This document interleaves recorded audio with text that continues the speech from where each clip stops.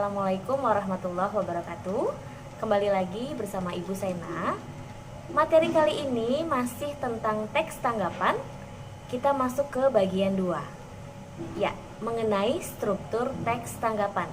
Jika berbicara mengenai teks, tentunya teks tersebut harus disusun dengan sistematis dan berstruktur tentunya. Untuk itu kita harus mempelajari apa-apa saja yang termasuk ke dalam struktur dari sebuah teks tanggapan. Baik, teks tanggapan itu memiliki 3 struktur. Ya, Ibu ulas kembali bahwa yang namanya sebuah teks itu wajib disusun secara terstruktur agar teks tersebut dapat terbentuk secara teratur dan tidak berantakan. Nah, begitu juga dengan teks tanggapan. Supaya terbentuk menjadi teks yang mudah dipahami, terstruktur, maka kita harus mematuhi ketiga struktur tersebut. Apa saja struktur teks tanggapan?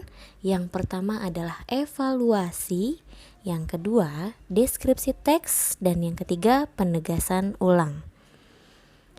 Ada apa saja sih di dalam evaluasi? Ya, di bagian evaluasi itu berisi pendahuluan atau prolog dari hal-hal yang ingin kita tanggapi. Di bagian awal itu biasanya masih berupa pernyataan umum. Itu kenapa evaluasi ada di bagian awal paragraf. Contoh yang masuk ke dalam bagian struktur evaluasi. Misal, kita akan menanggapi tentang rokok di kalangan remaja. Kira-kira bagian evaluasinya apa ya? Berarti masih berupa prolog. Contohnya seperti ini. Siapa sih yang tidak kenal rokok? Rokok sudah dikenal oleh anak kecil, remaja, dan juga dewasa. Namun, sekarang ini penggunaan rokok sudah tidak tepat karena banyak anak-anak remaja yang sudah mulai mencoba apa itu rokok. Nah, itu masih di bagian pendahuluan dari apa yang mau kita tanggapi. Bagian kedua adalah tentang bagian deskripsi teks. Di dalam deskripsi teks itu berisi atau memuat tentang inti dari tanggapan yang mau kita buat. Berarti di dalam deskripsi teks terdapat kritikan ataupun pujian, pokoknya komentar kita tentang hal yang ingin kita tanggapi. Berarti apa? Ya, kita masih membahas tentang rokok tadi ya, kita melanjutkan. Berarti yang masuk ke dalam bagian dari deskripsi teks sebagai berikut nih.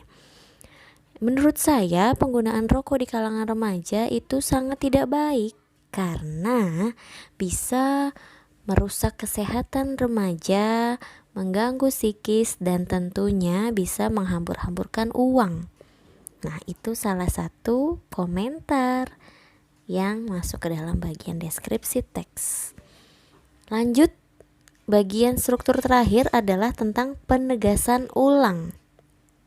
Di dalam penegasan ulang itu berarti karena letaknya di bagian akhir, biasanya yang di akhir itu berupa sebuah kesimpulan atau pembahasan secara keseluruhan tuh intinya tentang apa sih? Gitu. Jadi di dalam penegasan ulang itu menyimpulkan apa yang telah dibahas di bagian evaluasi dan deskripsi teks.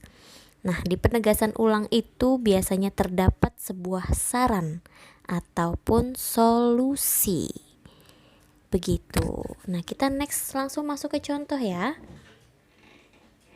Pesawat kepresidenan. Oh, betul. Paragraf pertama merupakan evaluasi, paragraf kedua dan ketiga itu merupakan deskripsi teks, dan paragraf terakhir berupa penegasan ulang. Nah, itu tadi merupakan penjelasan dari struktur teks tanggapan. Tadi juga kita belajar untuk menganalisis salah satu contoh teks tanggapan. Ibu harap setelah kalian menonton pembelajaran ini, video pembelajaran ini, kalian mampu menganalisis dan tentunya memahami apa saja yang termasuk ke dalam struktur teks tanggapan. Akhir kata, terima kasih. Assalamualaikum warahmatullahi wabarakatuh.